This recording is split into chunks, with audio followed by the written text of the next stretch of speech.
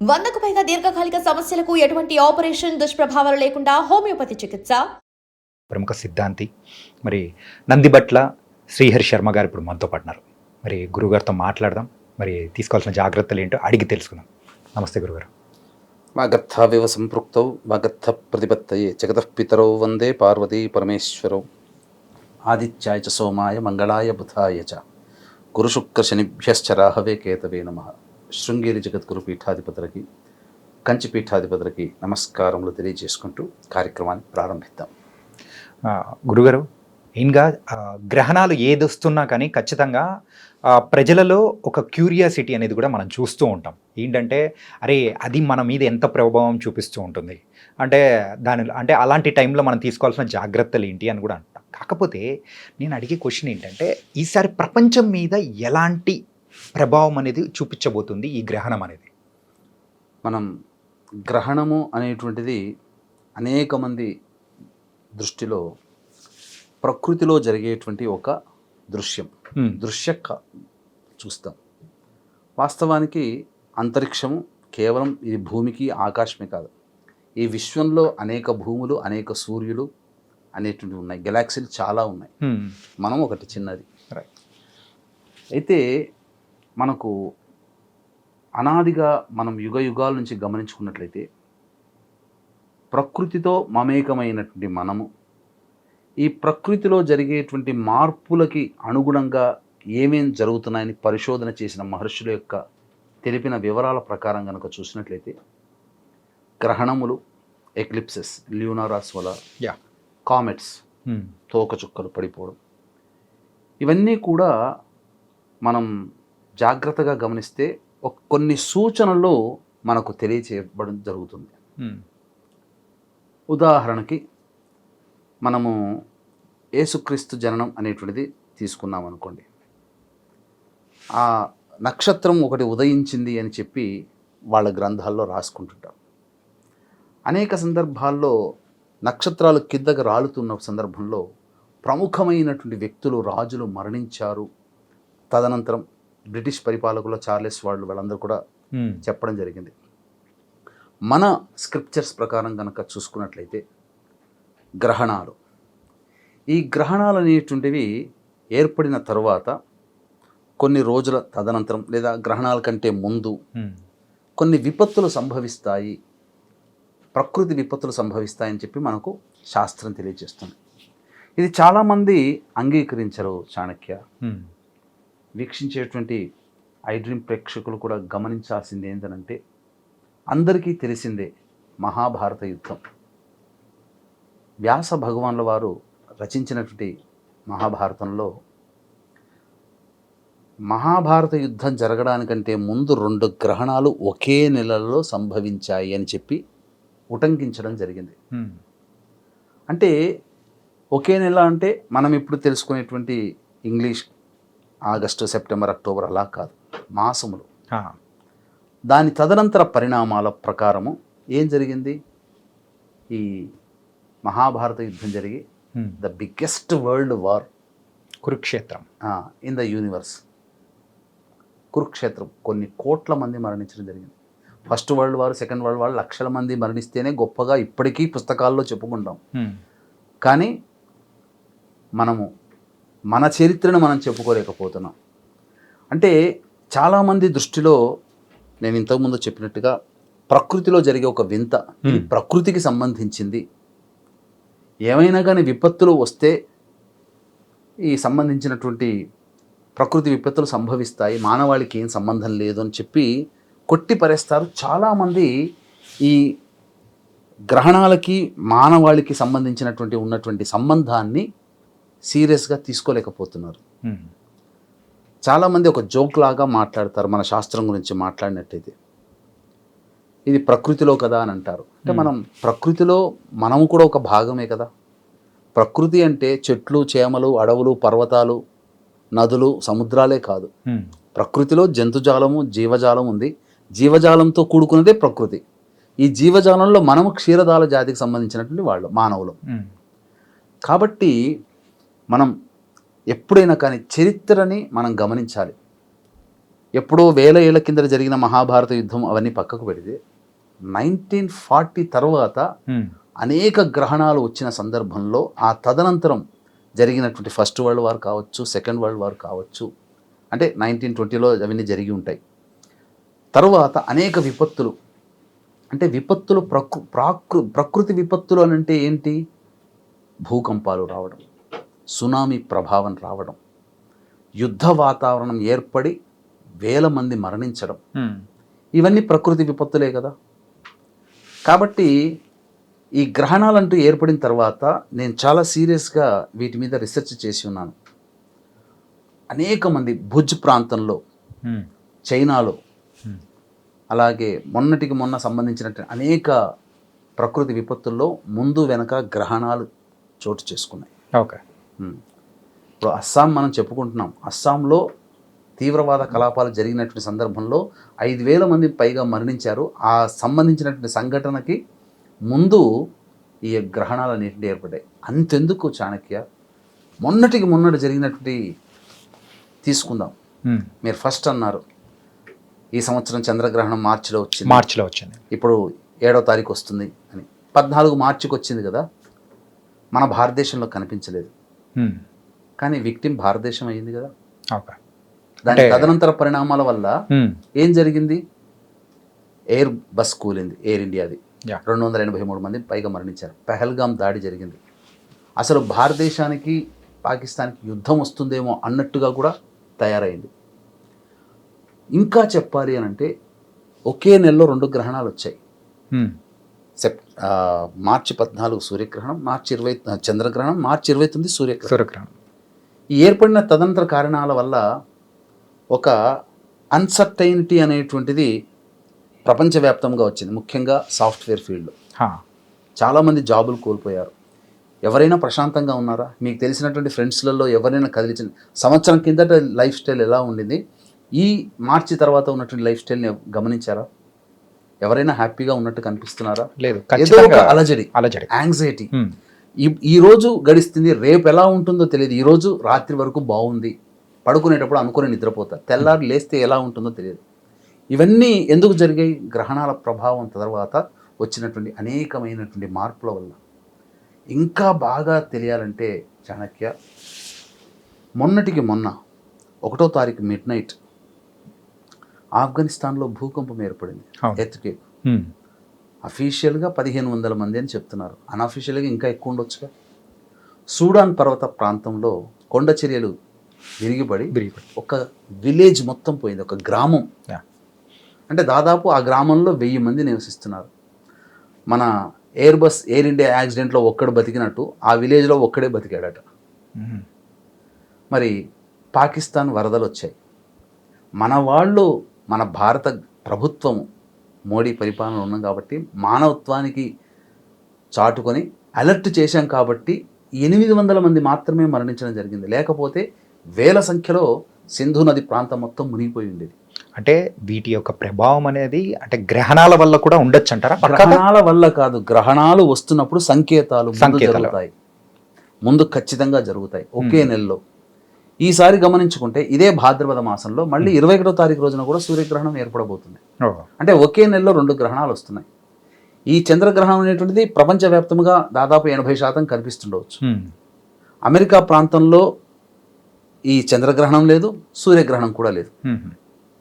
అంటే ఒక్క విషయం అడుగుతాను గురుగారు, ఏదైతే ప్రభావం కానీ కనిపించే గ్రహాలు ఆ దేశంలో కనిపిస్తాయో వాటి మీద ప్రభావం ఉంటుందా? అలా ఏముండదు అంటారా? వాటి మీద కూడా ప్రభావం ఉంటుంది. తదనంతరం ప్రపంచవ్యాప్తానికి సంబంధించింది, ఇది కేవలం కనిపించే ప్రాంతానికి కాదు. ఇప్పుడు మీకు కనిపించని ప్రాంతం 2 గ్రహణాలు మార్చిలో ఏర్పడినవి భారతదేశంలో కనిపించలేదు, కానీ ఎంతమంది సామూహికంగా మరణించారు. అలాగే కనిపించిన అమెరికాలో కూడా ప్రభావం చూపింది. ఎందుకు? ఎలక్షన్స్లో ఒక పిచ్చి నిర్ణయాలు తీసుకునే వ్యక్తి అధ్యక్షుడిగా ఎన్నుకోబడ్డాడు. ఆ కారణాల తదనంతరం ఆ దేశమే, అంటే తన కంటిని తానే పొడుచుకున్నట్టుగా వాళ్ళు తీసుకున్న నిర్ణయాలు అమెరికాని ఇంకా దిగజార్చే స్థాయికి వెళ్ళిపోతున్నాయి. ఆ అధ్యక్షుడు తీసుకున్నటువంటి నిర్ణయాలు, సరే ఎవరి దేశం వాళ్ళ ఇష్టం, కానీ ఆ నిర్ణయాల వల్ల సామాన్యమైనటువంటి ప్రజానం ఇబ్బందులు పడుతుంది కదా. అంటే ఈ నిర్ణయాలకి గ్రహణాలకి ఏం సంబంధం ఉంటే అవి జరుగుతూనే ఉంటాయనంటే తదనంతర పరిణామాలే చెబుతున్నాయి. కాబట్టి జాగ్రత్త పడండి అని చెప్తున్నాయి. ఈ గ్రహణం తర్వాత కూడా ఖచ్చితంగా 54 రోజుల వరకు ఈ గ్రహణ ప్రభావం ఉండబోతుంది. ఈ గ్రహణం తదనంతరం మళ్ళీ సూర్యగ్రహణం కూడా వస్తుంది కదా.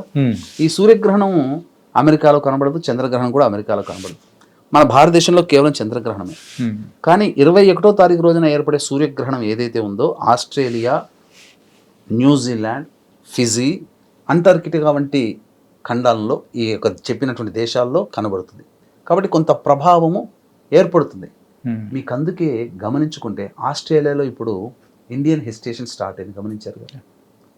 మరి విక్టిమ్గా ఉన్నటువంటి కనబడుతున్నటువంటి ఆస్ట్రేలియాలో 21వ తారీఖు నాడు ఏర్పడే దానికి ముందుగానే దాని యొక్క ప్రభావం చూపుతున్న ప్రజలందరూ రోడ్డు మీదకి వచ్చారుగా. ఇండియా వాళ్ళు వెళ్ళిపోవాలి, go back India, go back India, go back అని. కానీ ఆ హెసిటేషన్ అనేది ఈ రోజు మొన్న స్టార్ట్ అయింది కాదు కదా, కొన్ని నెలల నుంచి జరుగుతూ ఉన్నది. కాకపోతే ఇప్పుడు తీవ్ర ప్రభావం అనేది జరుగుతుంది, ఉధృతం అవుతుంది. దానికి బలం చేకూరుతుంది. ఇప్పుడు పిల్లవాడు పుట్టగానే నడవడు కదా, వాడికంటూ శక్తి రావాలి, నిలబడగలిగేటువంటి బలం రావాలి, అప్పుడే కదా నిలబడి నడుస్తాడు. మరి ఏదైతే ఒక సంకల్పం వచ్చిందో, సంకల్పం పుట్టగానే అంటే తెలంగాణ విడిపోవాలని చెప్పి ఎప్పుడో మర్రిచెన్నారెడ్డి దగ్గర ఆ సమయంలో అనుకున్నారు, అప్పుడు బలిందా? ఎంతో ప్రభావం పెరిగి పెరిగి పెరిగి పెరిగి పెరిగి గ్రహాలు అనుకూలించి కేసీఆర్ గారి హయాంలో జరిగింది. అలాగే సంకల్పం అనేటువంటిది పుట్టడమే కారణం కాదు, దానికి బలం చేకూర్చే సంఘటనలు జరగడానికి ఈ గ్రహణాలు కొన్ని మంచికైనా చెడుకైనా గ్రహణాలు కొన్ని ఆధారభూతమవుతాయని చెప్పవచ్చు. ప్రపంచ వ్యాప్తంగా జరిగే పరిస్థితుల తగ్గట్టు ఈ గ్రహణాల వల్ల జరుగుతూ ఉంది అని మీరు చెప్పారు.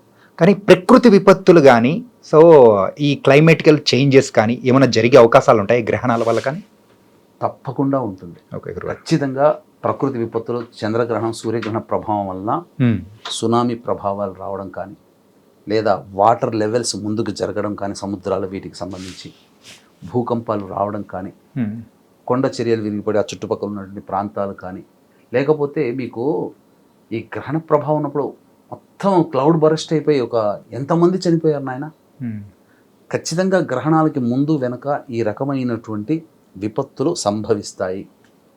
అనేక ప్రసార మాధ్యమాల్లో సంవత్సరం కిందటనే ప్రూఫ్తో సహా మనం చెప్పడం జరిగింది. ఈ యొక్క గ్రహణం ఏర్పడిన ఈ తర్వాత భుజ్ ప్రాంతంలో భూకంపం వచ్చి కాశ్మీర్, కచ్ ప్రాంతంలో వచ్చి 1,00,000 మందికి పైగా. మరి గ్రహణం తదనంతరమే కదా ఇవన్నీ ఏర్పాటైనవి. మరి ఎందుకు గ్రహణము ఈ సంబంధించింది కాకుండా ఎప్పుడో జరగవు ఎందుకు? ఖచ్చితంగా లింకు ఉండి తీరుతుంది, లేకపోతే ఇవి ప్రకృతి అందించే సైన్స్.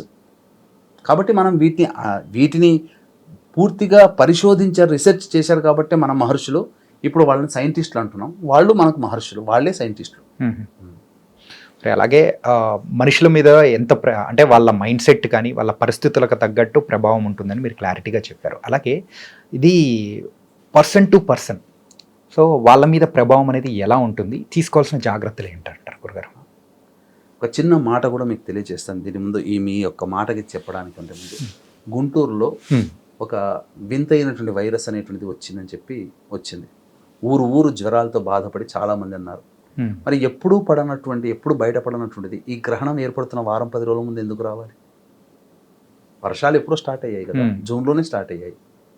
మనం అనుకుంటే మాన్సూన్ ఎఫెక్ట్ అన్న, కానీ ఈ గ్రహణం ముందే గుంటూరులో ఒక ప్రాంతం మొత్తం కూడా కొత్త వైరస్ అనేటువంటిది. ఇంకా చెప్పాలి అని అంటే కుంభరాశిలో ఈ గ్రహణం ఏర్పడుతుంది. కుంభరాశి అనేటువంటిది ఎయిరీ సైన్. ఈ ఎయిరీ సైన్లో రాహువు, చంద్రుడు, శని రిట్రాగేట్లో ఉంటున్నాడు. ఈ సందర్భంలో వింత వైరస్లు కూడా రావచ్చు. ఆల్రెడీ మెక్సికోలో స్టార్ట్ అయింది ఒకటి. అది గనక అది ప్రబలితే కరోనా కన్నా డేంజర్ అంట. వితిన్ డేస్లోనే మనిషికి ఇబ్బంది కలిగేటువంటి సంఘటనలు చోటు చేసుకుంటాయి. మరి ఇవన్నీ కొత్తవన్నీ ఈ గ్రహణానికంటే ముందు వస్తున్నాయనంటే గ్రహణానికి సంబంధించి యాక్సెప్టెన్సీ చేయాలి. ఇప్పుడు మీరు, నేను లేదా వీక్షించేటువంటి వాళ్ళలో కొంతమంది యాక్సెప్ట్ చేయకపోవచ్చు, కానీ మనకన్నా గొప్పవాళ్ళు మన మహర్షులు. వాళ్ళు దర్శించి ఈ రకమైనటువంటి స్థితులు ఉన్నాయి కాబట్టి ప్రకృతిలో వచ్చే విపత్తులు, ప్రకృతిలో భాగమైన మన మీద కూడా దీని ప్రభావం ఉంటుంది కాబట్టి ఈ యొక్క చంద్రగ్రహణం ఏదైతే ఉందో శతభిష నక్షత్రం 4వ పాదం, పూర్వభాద్ర నక్షత్రం 1వ పాదంలో సంభవిస్తుంది, కుంభరాశిలో సంభవిస్తుంది. కాబట్టి రాత్రి 9:57 నుంచి మధ్యరాత్రి 1:27 వరకు, దాదాపు 3:10 వరకు ఉండేటువంటి సంపూర్ణమైనటువంటి దీర్ఘకాలిక చంద్రగ్రహణ ప్రభావం. ఈ ప్రభావం ఏదైతే ఉంటుందో ప్రధానంగా ఆ కుంభరాశిని బేస్ చేసుకొని కొన్ని రాశుల వారికి ఉత్తమ ఫలితాలు, శుభ ఫలితాలు, కొన్ని రాశుల వారికి మధ్యమమైనటువంటి ఫలితాలు, కొన్ని రాశుల వారికి అశుభ ఫలితాలు. అంటే దీన్ని అర్థం ఎలా చేసుకోవాలి అనేటువంటిది అంటే, ఒక వ్యక్తి వ్యాపారం చేస్తున్నాడు అని అనుకుందాం, 100 రూపాయలు ఇన్వెస్ట్మెంట్ చేస్తాడు. ఉత్తమ ఫలితాలు పొందేటువంటి వ్యక్తికి 100కి అతని ఎక్స్పెక్టేషన్స్ ప్రకారము 20 రూపాయలు లాభం వస్తే చాలు అనుకుంటాడు, కానీ 150 రూపాయలు వస్తుంది. అది ఉత్తమమైన ఫలితం కొన్ని రాశుల వారికి.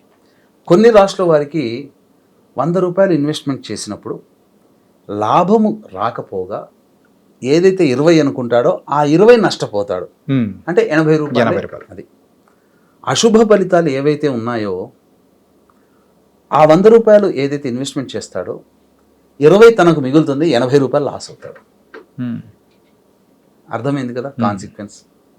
ఇలా అనమాట. సో ఈ కుంభరాశి బేస్ చేసుకొని అశుభ ఫలితాలు ఎవరికి ఉన్నాయి అంటే, కర్కాటక రాశి వారికి అష్టమ స్థానంలో ఏర్పడుతుంది.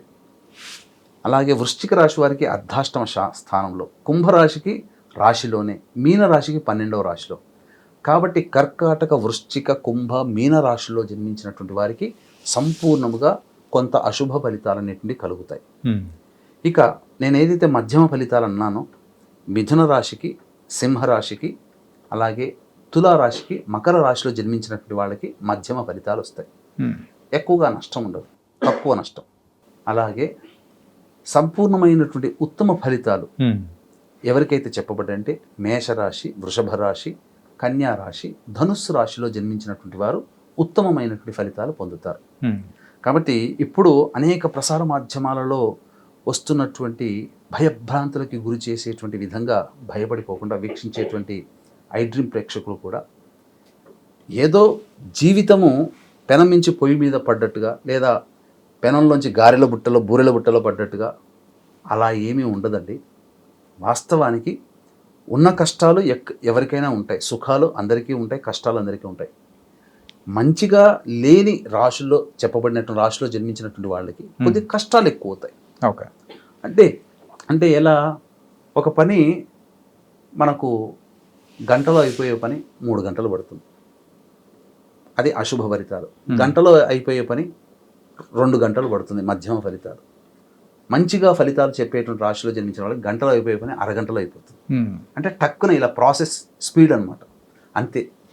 అయితే పర్సన్ టు పర్సన్ మీరు అడిగారు కాబట్టి, ఈ యొక్క కుంభ, కర్కాటక, వృశ్చిక, మీన రాశిలో జన్మించినటువంటి వారికి అశుభ ఫలితాలు అన్నప్పుడు ఎటువంటి అశుభ ఫలితాలు? సాధారణంగా గ్లోబలైజేషన్గా మనం మాట్లాడుకుంటే అనారోగ్య సమస్యలు పెరగవచ్చు, ధన నష్టం జరగవచ్చు, ఉద్యోగ సమస్యలు రావచ్చు, అనుకున్న పని ప్రతీది కూడా ఆలస్యంగా జరగవచ్చు, నోటిదాకా వచ్చి ఇక అయిపోయిందిలే అనుకున్నది చేజారిపోవచ్చు. ముఖ్యంగా మానసికంగా యాంగ్జైటీ, అలజడి, ఏదో జరిగిపోతుంది, ఒక భయం, ఇలాంటివి ఈ కర్కాటక, వృశ్చిక, కుంభ, మీన రాశిలో జన్మించినటువంటి వారికి, మిథున, సింహ, తుల, మకర రాశిలో జన్మించినటువంటి వాళ్ళకి కలుగుతాయి. మంచిగా చెప్పేటువంటి రాశిలో జన్మించినటువంటి వాళ్ళకి ఏంటంటే సాధారణంగా ఉత్తమమైనటువంటి ఫలితాలు, పెట్టుబడి పెట్టినా, ఏదనుకున్నా, ఏ రంగంలోనైనా కీర్తి ప్రతిష్టలు, ఉద్యోగ మార్పులు, వాహన కొనుగోలు, ఇవన్నీ జరుగుతాయి. అంటే ప్రధానంగా దీనికి ఊతమిచ్చేటువంటి విధానంగా కూడా భవిష్యత్తులో ఇప్పుడు మీకు గమనించుకున్నట్లయితే ఒక్క విషయం మీకు తెలియచేస్తాను ఆయన. చెప్పండి గురుగారు. బాగా గమనించు జానక్య. ఇప్పుడు భారతదేశం జిఎస్టి అనేది ఒక నిర్ణయం తీసుకుంది. మొత్తం 140 కోట్ల మంది ప్రజలందరూ కూడా ఫ్రూట్ఫుల్ రిజల్ట్సే కదా. Yeah. ఈ తీసుకున్న నిర్ణయం వల్ల ఎంతమంది, అందరూ ఆల్మోస్ట్ ప్రతి వాళ్ళు లాభపడతారు కదా. ఈ భారతదేశము ఈ గ్రహణ సందర్భంగా ఇప్పుడే ఎందుకు తీసుకోవాలి గమనించారా? ఓకే. గుడ్ న్యూస్ అనేటువంటిది ఈ భారతదేశంలో కనిపిస్తుంది. కానీ మొత్తం అందరికీ కూడా గుడ్ న్యూస్ ఎందుకు భారతదేశ ప్రభుత్వం తీసుకురావాల్సి వచ్చింది అంటే, ఇది గ్రహణం వస్తుందని తీసుకోలేదు. ఈ తీసుకోవడం అనేటువంటి కారణం కూడా గ్రహణం ఒక కారణం అవుతుంది మంచి జరగడానికి. ఎందుకనంటే వృషభ లగ్నంలో భారతదేశ గవర్నమెంట్ ఫామ్ అయింది, ఇండిపెండెన్స్. నవీనమైనటువంటి చరిత్రకారుల అభిప్రాయం ప్రకారము కన్యా రాశి భారతదేశానికి సంబంధించింది అని అంటారు. పాత చరిత్రకారుల ప్రకారము మకర రాశి భారతదేశానికి సంబంధించింది అని అంటారు. ఇప్పుడు నేను ఏదైతే చెప్పానో మంచి జరిగేటువంటి రాశులు అన్నాను కదా, వృషభ రాశి, కన్యా రాశి రెండు ఉన్నాయి. మరి భారతదేశం తీపి కబురు ప్రపంచానికి మన భారతదేశానికి అందించింది కదా ప్రభుత్వం. అవును. అంటే గ్రహణం అనేటువంటిది మన భారతదేశానికి వరమైంది. ఎందుకంటే భారతదేశం గ్లోబలైజేషన్గా ఒక్కొక్క దేశం ఒక్కొక్క రాశికి సంబంధించి వర్తింపచేసినట్టుగా ఉంటుంది, వాస్తవమే. కాబట్టి భారతదేశము సంబంధించిన రాశి వృషభము, కన్య, మకరం. స్వతంత్రమేమో వృషభ లగ్నంలో. పాత చరిత్రకారుల ప్రకారం కన్యా రాశికి భారతదేశానికి వర్తిస్తుంది, మకర రాశి భారతదేశానికి వర్తిస్తుంది. ఈ మకర, కన్య, వృషభం ఈ మూడు ఏవైతే ఉన్నాయో కాన్సిక్వెన్స్గా ఇవన్నీ గ్రహణం ఎఫెక్ట్ వల్ల లాభపడే రాశులే. అందువల్ల భారతదేశంలో ఉన్నటువంటి ప్రజలకు అది లాభం అయింది. ఎప్పుడో తీసుకోవాలి కదా. మీకు గమనించుకుంటే జిఎస్టీ సమావేశం అనేది ఎప్పుడో తీసుకోవాలి. వాయిదా పడుతూ మొన్న తీసుకున్నారు కదా. మరి ఎప్పుడో అప్పుడు జరగాల్సింది జరగకపోగా ఇప్పుడు ఎందుకనంటే ఈ గ్రహణం వల్ల లాభపడే రాశులకి సంబంధించినటువంటి మనుషులకే కాకుండా ప్రపంచవ్యాప్తంగా కొన్ని దేశాలు గుర్తించబడి, ప్రపంచవ్యాప్తంగా 12 రాశులకి సంబంధించిన దేశాలను డివైడ్ చేసుకునేటువంటిది శాస్త్రం ఉంది ఖగోళ విజ్ఞానంలో. ఇది అందరికీ చాలా మందికి తెలియదు. శాస్త్రంలో, జ్యోతిష్ శాస్త్రంలో ఎక్కిరించవచ్చు కాక దేశాలకి రాశులకి సంబంధం ఏంటని. వాస్తవంగా అది అనాదిగా మనకు శాస్త్ర విజ్ఞానంలో చెప్పబడి ఉంది. కాబట్టి మన భారతదేశం ఇన్ని గణాంకాలు మనం కంటి ముందు ఉన్నప్పుడు ఖచ్చితంగా ఆయా రాశిలో జన్మించిన వాళ్ళకి మంచి, ఆయా రాశిలో జన్మించినటువంటి వాళ్ళకి చెడు, ఆయా రాశిలో జన్మించినటువంటి మధ్యస్థం అనేటువంటిది ఉంటుంది ఖచ్చితంగా. అలాగే ఈ గ్రహణ ప్రభావం అనేది కూడా కొంతమంది మీద ఉంటుంది అని మీరు చాలా చక్కగా వివరించారు. కాకపోతే కానీ ఆ రోజు అందరూ చూడొచ్చా లేదా ఏంటి, దానికి తగిన జాగ్రత్తలు ఏమేమి తీసుకోవాలి అని అంటే మీరు ఏం చెప్తారు గురుగారు? శతభిష నక్షత్రము పూర్వభాద్ర నక్షత్రంలో ఏర్పడుతుంది కాబట్టి గ్రహణం. శతభిషం కంటే ముందు, పూర్వభద్రకి తర్వాత ఉన్న నక్షత్రాలు అంటే ధనిష్ట, శతభిషం, పూర్వభద్ర, ఉత్తరభద్ర నక్షత్రాల్లో జన్మించినటువంటి వాళ్ళు. అలాగే శతభిష, పూర్వభద్ర నక్షత్రానికి అనుజన్మ తారలుగా చెప్పబడేటువంటి స్వాతి, విశాఖ, పునర్వసు, ఆరుద్ర నక్షత్రాల్లో. ఎందుకనంటే ఈ ఆరుద్ర, పునర్వసు, స్వాతి, విశాఖ నక్షత్రాలు కూడా గ్రహణానికి సంబంధించినటువంటి ఎఫెక్ట్ అయ్యే రాశుల్లో కూడా ఉన్నాయి.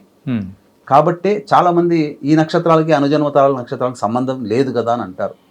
కానీ ఈ గ్రహణం ఏర్పడుతున్నటువంటి రాశికి మంచి లేదా చెడు ఏవైతే చెప్పబడిన రాశులు ఉన్నాయో ఈ నక్షత్రాలు కూడా గ్రూప్ అన్నమాట. అంటే శతభిషం, స్వాతి, ఆరుద్ర ఒక గ్రూప్. ఇప్పుడు ఒక ఇంట్లో 3 అన్నదమ్ములు ఉంటారు. తమ్ముడికి బాగలేదంటే 2 అన్నదమ్ములు ఎంజాయ్ చేస్తారా? లేదు కదా. అలాగే శతభిషం, స్వాతి, ఆరుద్ర ఈ 3 ఒకే గ్రహానికి చెందినవి, రాహుగ్రహానికి. ఎందుకు? కుంభరాశిలో రాహుగ్రహం ఉంది కాబట్టి ఆ స్థానంలో రాహు.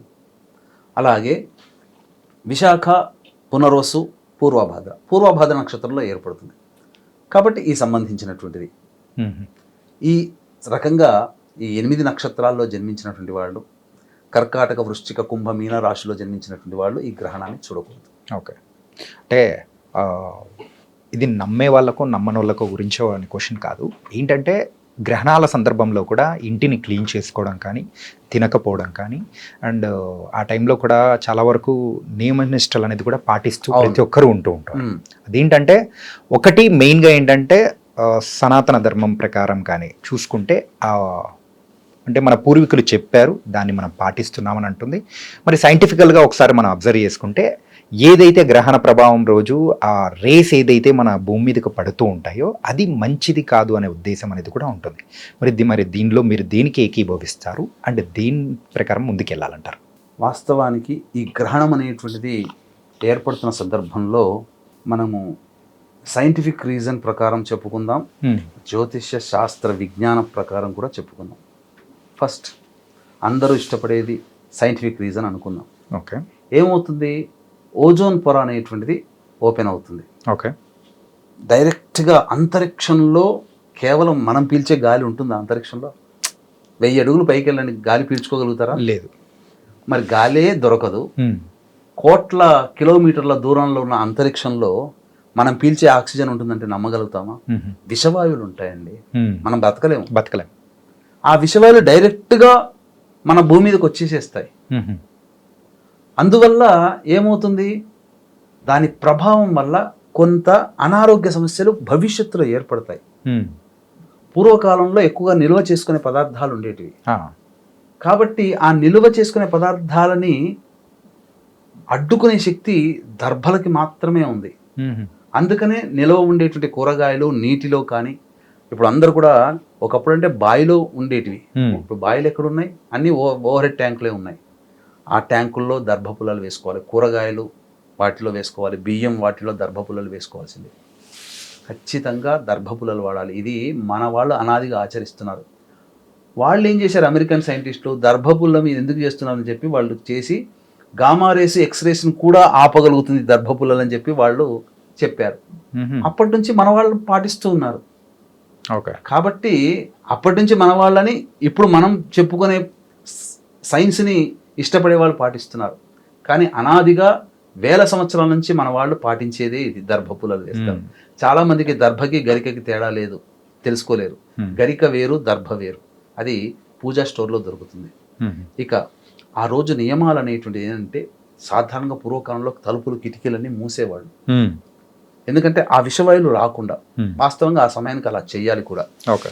చేసి హాలులో చతురస్రాకారం కానీ అష్టదళ పద్మం కానీ ముగ్గుతో వేసి మధ్యలో కొంత దర్భపుల్లలు, ఒక 15-20 దర్భపుల్లలు అలా పెట్టేవాడు. ఎలాగో నిల్వ ఉన్నటువంటి పదార్థాల్లో ఓవర్ హెడ్ ట్యాంకుల్లో ఖచ్చితంగా దర్భపుల్లలు వేయాలి. ఆ నీటిని శుద్ధి చేస్తుంది, ఆ విషవాయువులు రాకుండా. ఇక గర్భవతులు కూడా ఖచ్చితంగా, చాలామంది కొంత సొంత పైత్యంతో ఏం చేశారంటే, ఈ సంబంధించినటువంటిది అంతా కూడా గర్భవతులు ఇలా గట్టిగా ఎక్కడ ఉంటే అలా బిగుసుకుపోయి ఉండాలి, నిద్రపోకూడదు, ఇలా చెప్తుంటారు. అది కాదండి. గర్భవతులు చేయాల్సినటువంటిది ఏంటంటే, నెల గర్భం నుంచి 9 నెలల గర్భం ఉన్న వాళ్ళందరూ కూడా చాలా సున్నితంగా ఉంటుంది స్త్రీ శరీరం ఆ సమయంలో. కాబట్టి విషవాయువులు కనుక పీల్చినట్లయితే, ఆ గ్రహణం జరిగే సమయంలో అటు ఇటు తిరుగుతూ ఉన్నా ఆ విషవాయువుని డైరెక్ట్గా పీల్చినా లోపల ఉండే శిశువుకి గ్రహణం మొర్రి వ్యాధులు వస్తాయి. తద్వారా ఏమవుతుంది, ఈ యొక్క మూతి కానీ పెదవులు కానీ ఇలా చీలుకుపోయి పుడుతుంటారు, ముక్కు దగ్గర ఇలా చీలుకుపోయి. చాలామంది అలా అందవికారంగా పుట్టడానికి గల కారణం ఈ గ్రహణ ప్రభావం వలన వచ్చినటువంటి వాయువుని పీల్చడం. అవి ఆ గర్భవతులు ఆ సమయంలో చక్కగా మంచిగా ఒక బెడ్ మీద పడుకునో కుర్చీలో కూర్చునో దైవనామస్మరణ చేసుకుంటూ ఉన్నట్లయితే లోపల ఉండే శిశువుకి కూడా దైవానుగ్రహం కలుగుతుంది. ఆ యొక్క గ్రహణ సమయం కదా, చాలా పవర్ఫుల్ ఉండేటువంటి సమయం. పైగా పడుకోవచ్చు, ఇబ్బంది ఏమీ లేదు. కాకపోతే బయట తిరగకూడదు, విషవాయువులు పీల్చకూడదు. ఇది చేయాల్సినటువంటిది. ఇది సైంటిఫికల్గా మనం చెప్పుకొని, జ్యోతిష్య శాస్త్రము లేదా మన సంబంధించినటువంటి దైవశాస్త్ర ప్రకారం కనుక మనం మాట్లాడుకున్నట్లయితే, ఏంటి అసుర శక్తి అని అంటారు. అంటే నెగిటివ్ ఎనర్జీ, అంటే దాన్ని అసుర శక్తితో పోల్చారు. ఈ అసుర శక్తి అనేటువంటిది ఉన్నప్పుడు రాక్షసుల యొక్క ప్రభావం పెరుగుతుంది, దైవ బలం తగ్గుతుంది. కాబట్టి ఆ సమయంలో దేవతారాధనలు ఎక్కువగా చేయమన్నారు. తద్వారా ఏమవుతుంది, దైవానికి బలం చేకూరుతుంది. ఇప్పుడు మీకు గమనించుకుంటే, దైవ బలం తగ్గుతున్నప్పుడు ఆ దైవానికి నీవు బలం చేకూర్చే విధంగా నీవు శక్తిని కనుక దైవానికి అందిస్తే అది గుర్తుపెట్టుకొని నిన్ను రక్షిస్తుంది. నామస్మరణలు చేసుకో, నామస్మరణ దైవం. అందువల్ల మీకేంటనంటే ఏం జరుగుతుంది, ఇప్పుడు మీరు సపోజ్ చాలామంది అనేక వాళ్ళ కథనాల్లో మనం చూస్తున్నాం, చిన్నప్పుడు నాకు చదువుకోవడానికి డబ్బులు లేకపోతే మన పిప్పర్మెంట్లు అమ్ముకునే వ్యక్తి నాకు సహాయం చేశాడు, నేను ఈరోజు కోటీశ్వరుని అయ్యాను, ఆయనకు ఒక బండి కొనిచ్చాను, ఇలా అనేక ప్రసార మాధ్యమాలు చూస్తున్నారు కదా. అంటే చిన్న సహాయం చేసినందుకే గుర్తు పెట్టుకొని వచ్చి ఆ విధంగా ఉన్నత స్థానానికి వెళ్ళినప్పుడు ఆ వ్యక్తిని గుర్తుపట్టుకొని చేశాడు. దైవం ఇంకా గొప్పది. దైవ బలం లేని సమయంలో నీవు పూజ చేసేది ఏదైతే ఉంటుందో ఆ సందర్భంగా దైవం ఏం చేస్తుందంటే నీకు అదనపు శక్తిని ప్రసాదిస్తుంది. అది మన కంటికి కనబడదు, తెలవదు. అది అవసరమైన సందర్భంలో మనం అనుభవిస్తే తప్ప ఆ దైవ శక్తిని ఫీల్ అవ్వాలి. అది ఫీల్ అయ్యే సందర్భం కూడా వస్తుంది. మనకి ఇబ్బంది కలిగినప్పుడు ఒకే ఇబ్బంది వేరే వాళ్ళకి కలిగితే ఆ సంబంధించినటువంటిది కష్టపడతారు, ఆ ఇబ్బంది మనకు సునాయాసంగా తొలగిపోతుంది. అదే దైవశక్తి. ఇది తెలుసుకోలేక చాలామంది సంబంధించినటువంటి గ్రహణ సమయంలో పదార్థాలు భుజిస్తారు. చాలా మటుకు గోళ్ళు కత్తిరించకూడదు, భోజనం చేయకూడదు, అలాగే ముఖ్యంగా దాంపత్యం ఉండకూడదు. గ్రహణ సమయంలో చేసేటువంటి చాలా దుర్భరమైనటువంటి పరిస్థితులు భవిష్యత్తులో ఎదుర్కొంటాం. గ్రహణ సందర్భంగా సంపర్కం జరిగినందువల్ల బీజం ఏర్పడి సంతానం కలిగినటువంటి వ్యక్తి సంఘానికి చేటు చేసే, కుటుంబానికి చేటు చేసే వ్యక్తి అవుతాడు. అందుకనే అటువంటి చెడ్డ పనులు ఆ సమయంలో మద్యపానం, మాంసాహారం ఇట్లాంటివి చేయకూడదు. గ్రహణ సమయంలో సదా దైవనామ స్మరణ అనేటువంటిది చాలా ఉపకరం కదా. ప్రధానంగా అవి ఆ సమయంలో ఇష్టదేవతారాధన, లలిత, విష్ణు, శివ సహస్రనామ పారాయణము, గురువు గారు ఇచ్చినటువంటి మూలమంత్ర జపము, ఇవన్నీ చేసుకుంటూ ఉండాలి.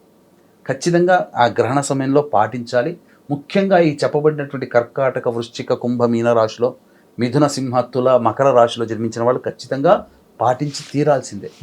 తదనంతరం కొన్ని పరిహార క్రియలు, దాన క్రియలు అనేటువంటి చేసుకోవడం వల్ల మీకు శాస్త్రంలో ఏం చెప్పబడి ఉందనంటే, మనకు ఏదైనా సమస్య వచ్చినప్పుడు దైవానుగ్రహం వల్ల ఆ సమస్యని తప్పించుకోవడం లేదా అనుభవించడం. ఇప్పుడు దెబ్బ తాకుతుంది చాణక్య, శరీరానికి ఉన్నటువంటి టెక్నాలజీ ఏంటి, ఆ దెబ్బని తనే పూడ్చుకుంటుంది. కానీ మనం భరిస్తున్నామా? వెంబడే డాక్టర్ దగ్గరకు పోతున్నాం, దెబ్బ పెద్దదైతే కుట్లు వేసుకుంటున్నాం, ఆపరేషన్ ఏదో చేసుకొని నెలల తరబడి బాధపడాల్సిన దాన్ని నెలలోనే మనం కంప్లీట్ చేసుకుంటున్నాం. ఒక జ్వరం వస్తే మినిమం వారం రోజులు ఉంటుంది ఏ మందు వాడకపోతే. కానీ మనం ఏం చేస్తున్నాం, యాంటీబయాటిక్ మందులు వాడి 2 రోజుల్లో తగ్గించుకుంటున్నాం. అంటే మనం ఎక్కువగా పరిహారాలు ఎక్కువగా మనం వైద్యం అనేది కూడా పరిహారమే, మన శరీరానికి వదిలిపెట్టట్లేమే. అట్లాగే ఇలాంటి సమస్యలు అనేటువంటివి ఈ యొక్క గ్రహణం సందర్భంగా ఈ చెప్పబడినటువంటి రాశిలో జన్మించినటువంటి ఇబ్బందులు వచ్చినప్పుడు పరిహార క్రియలు ఖచ్చితంగా చేసుకోవాలి. మరి ఎలాంటి పరిహారాలు అనేది కూడా ఈ టైంలో చేసుకోవాలంటారు మీరు? ఇంతకుముందు చెప్పుకున్నట్టుగా ఏ సమస్యకైనా 2 రకాల పరిహారాలు, ఒకటి దైవ పరిహారం, 2 మానవ పరిహారం. దైవ పరిహారం అన్నప్పుడు చాలామంది ఈ యొక్క సంబంధించినటువంటి పరిహారాలు చేసుకోలేరు. కాబట్టి దాన్ని దృష్టిలో పెట్టుకుని గ్రహణం ఏర్పడుతున్నటువంటి పూర్వభాద్ర నక్షత్రం ఏదైతే ఉందో అది 8వ తారీఖు రాత్రి 10 గంటల వరకు ఉన్నటువంటి కారణం చేత మన పీఠమాధ్వర్యంలో సాయంత్రం 4 గంటలకి ఈ యొక్క చంద్రగ్రహణ దోష నివారణ పూజలు, హోమాలు అనేటువంటి జరిపించడం జరుగుతుంది. అంటే చంద్రుడికి, రాహుకి, శనికి, అలాగే స్త్రీ సూక్త పారాయణము, శ్రీ సూక్త పారాయణము, దుర్గా సూక్త పారాయణం, రుద్ర సూక్త పారాయణాలు, హోమాలు అనేటువంటివి జరిపించడం జరుగుతుంది. ఈ కార్యక్రమంలో చెప్పబడినటువంటి మిథున, కర్కాటక, సింహ, తుల, వృశ్చిక, మకర, కుంభ, మీన రాశిలో జన్మించినటువంటి వారికి గోత్రనామాదులు నమోదు చేసుకోవచ్చు. ఈ కార్యక్రమంలో నమోదు చేసుకున్నటువంటి వాళ్ళకి కరుంగలిమాల శక్తిపాతం చేసి ఇవ్వడం జరుగుతుంది. ఇది దైవ పరిహారం. మానవ పరిహారం అని అంటే ఎలాగో ఆయా చెప్పినటువంటి రాశుల్లో ఉన్నటువంటి వాళ్ళు ఈ సంబంధించినటువంటి ధ్యానంలో ఉంటారు, పూజ చేసుకుంటారు. గ్రహణ సమయంలో తెల్లవారి లేచి కాలకృత్యాదులన్నీ తీర్చుకొని దేవాలయానికి చేరుకొని లేదా ఇంట్లోనైనా కానీ బియ్యము, మినుములు కిలోంబావు, నల్ల నువ్వులు 100 గ్రాములు, తెలుపు వస్త్రము లేదా నీలి వస్త్రము తీసుకోవడం, అలాగే దీంతో పాటుగా ఇత్తడి పాత్ర కానీ, కాంస్య పాత్ర కానీ, బ్రాంజ్ అంటారు, లేదా మట్టి పాత్రనైనా తీసుకొని అందులో వెండి సర్పబింబము, చంద్రబింబము, సూర్యబింబము వేసి అది నిండే విధంగా ఆవు నెయ్యి వేసి బ్రాహ్మణుని పిలిపించుకొని సంకల్పం చెప్పుకొని ఆ సంకల్పం చెప్పుకొని ఈ యొక్క వస్తువులను దానం చేసి వీటితో పాటుగా ఆ ఆవు నెయ్యితో నింపినటువంటి పాత్రలో ఎవరికైతే దోషం ఉందో వాళ్ళు ఆ ముఖాన్ని చూసుకొని ముఖబింబాన్ని ఆ ఆవు నెయ్యిలో చూసి దానం బ్రాహ్మణికి వేయాలి. చాలామంది బ్రాహ్మణులు తీసుకోకపోవచ్చు. ఆ సందర్భంలో ఏం చేయాలి? ఆవు నీటిలో నింపిన పాత్రనంటే రావి చెట్టు దగ్గరికి వెళ్ళి ఒత్తి వేసి ఆ పాత్రతో సహా ఆవు నీటితో సహా దీపారాధన చేయడము, లేదా దేవాలయంలో ధ్వజస్తంభం దగ్గర లేదా దేవాలయంలో ఏదైనా కానీ పవిత్ర వృక్షం దగ్గర దీపారాధన చేయడం అనేటువంటిది కనుక చేసి వెనక్కి తిరిగి చూడకుండా ఇంటికి వచ్చి కాళ్ళు కడుక్కొని ఇంట్లో మళ్ళీ పూజా మందిరంలో దైవాన్ని నమస్కారం చేసుకుంటే చాలు. ఓకే. మంత్ర పరిహారం ఇది మానవులు అందరూ చేసుకునేటువంటిది. ఈ మిథున, కర్కాటక, సింహతుల, వృశ్చిక, మకర, కుంభమీన రాశిలో జన్మించినటువంటి మంత్ర పరిహారంలో కావాలనుకుంటే 8వ తారీఖు రోజున మన పీఠమాధ్వర్యంలో జరిగేటువంటి చంద్రగ్రహణ దోష నివారణ పూజల హోమాల్లో పాల్గొనవచ్చు. కరుంగలి మాలని సొంతం చేసుకోవచ్చు.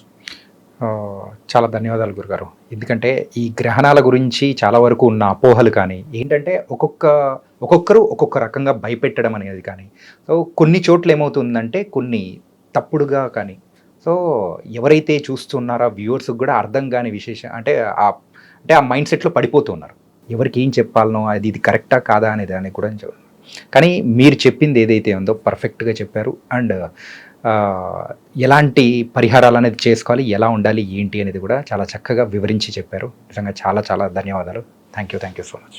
సర్వం Shri Umamaheshwara పరబ్రహ్మార్పణమస్తు. And for more videos, Please subscribe to iDream. Please subscribe to iDream. Please subscribe iDream. And please subscribe to iDream. For more videos, subscribe to iDream.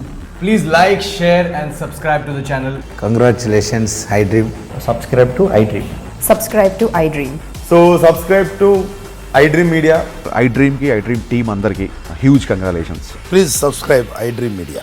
Please subscribe to iDream. Subscribe iDream. Please subscribe to iDream. iDream అంటే నా కళల ఛానల్ను subscribe చేసుకున్న నోరు తిరుగుతలేదు. మీరైతే గంట గుర్తు కొట్టండి. For more such videos, please subscribe to iDream. Subscribe to iDream. Please subscribe to iDream. Please subscribe iDream Media. Please do subscribe to iDream. Please subscribe to iDream Media. For best entertainment and information, please subscribe iDream. And don't forget to subscribe to iDream.